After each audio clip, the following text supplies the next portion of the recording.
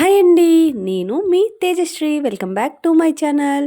ఈరోజు మనం చేసేది చాలా రుచికరమైన ఇన్స్టెంట్‌గా అప్పటికప్పుడు చేసుకునే గుంట పొంగనాలు. ఇవి బ్రేక్‌ఫాస్ట్‌కి కానీ, ఈవినింగ్ స్నాక్స్‌కి కానీ ఏ టైం అయినా సూపర్ హిట్ అవుతాయి. కాబట్టి ఆలస్యం లేకుండా మొదలెడదామా? ముందుగా ఒక బౌల్‌లో 3 కప్పుల బొంబాయి రవ్వ వేసుకుని, దానిలో పెరుగు వేసి కొద్దిగా నీళ్లు పోసుకుంటూ బాగా ఉండలు లేకుండా కలుపుకోవాలి.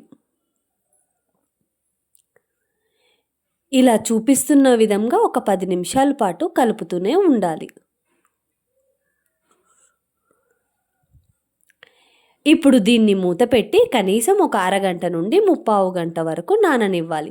రవ్వ బాగా నానితేనే మన పొంగనాలు టేస్టీగా, స్పాంజీగా వస్తాయి. ఇప్పుడు ఇంకా టైం వచ్చేసింది స్పైసీగా ఇంకా కలర్ఫుల్గా చేయటానికి.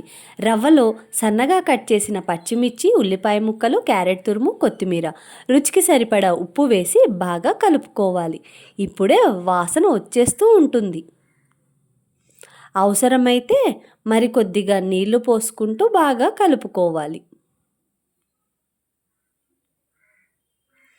ఇలా కలుపుతున్నప్పుడే వాసన చాలా అద్భుతంగా వస్తుంది కదా! అప్పుడే పొంగనాలు తినాలనిపించే అంత బావుంటుంది. ఇప్పుడు స్టవ్ మీద గుంట పొంగనాల పెనం పెట్టి ప్రతి గుంటలో కొంచెం నూనె వేసుకుంటూ, తర్వాత ఈ రెడీ చేసి పెట్టుకున్న పిండిని ఒక్కొక్క గుంటలోకి వేసుకుంటూ సిమ్ టు మీడియం ఫ్లేమ్‌లో అడ్జస్ట్ చేసుకుంటూ మూత పెట్టుకుని మగ్గించుకోవాలి.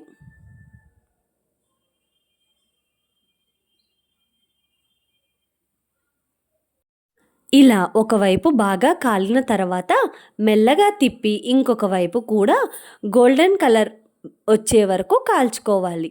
అంతే, బయట కరకరలాడుతూ లోపల స్పాంజీగా ఉండే చూడండి ఫ్రెండ్స్, ఇలా కాసేపు టైం కేటాయించామంటే ఎంతో రుచిగా, హెల్తీగా ఉండే ఇన్స్టెంట్ గుంట పొంగనాలు అయితే రెడీ అయిపోతాయి.